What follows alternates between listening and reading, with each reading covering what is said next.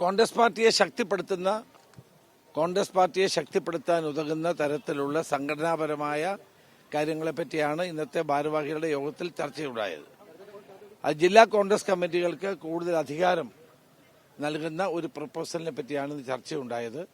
അതിന് AICC Congress president ചർച്ചകൾക്ക് ശേഷം അത് അന്തിമ രൂപം നൽകും.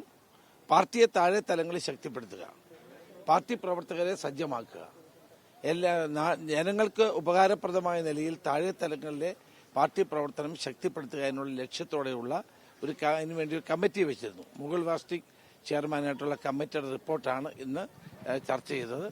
അത് AICC സമ്മേളനത്തിൽ വെച്ച് ഇതിന് അന്തിമ രൂപം നൽകും. അങ്ങനെയല്ല, DCC പ്രസിഡന്റുമാർക്ക് കൂടുതൽ അധികാരം നൽകത്തക്ക നിലയിലുള്ള ഒരു സംവിധാനത്തെ പറ്റിയാണ് ആലോചിക്കുന്നത്.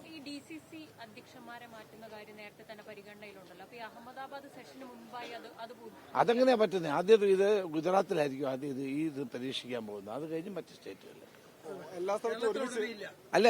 ഇന്ത്യയിലെ എല്ലാ സ്റ്റേറ്റുകളുടെയും DC പ്രസിഡന്റുമാരെ വിളിക്കുന്നുണ്ട്. അവരുടെ അഭിപ്രായം കൂടി തൊടാൻ വേണ്ടിയിട്ടാണ്. അല്ലല്ല, തീരുമാനം ഉണ്ടാവും. കോൺഗ്രസ് പ്രസിഡന്റ് ഇന്നത്തെ ചർച്ചയുടെ വെളിച്ചത്തിൽ കാര്യങ്ങൾ തീരുമാനിക്കും.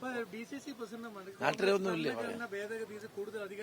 അല്ല, ഭരണഘടന ഇപ്പൊ തന്നെ ഉണ്ട്. അത് ഭേദഗതി വേണ്ടിവരുമെന്ന് എനിക്ക് തോന്നുന്നില്ല.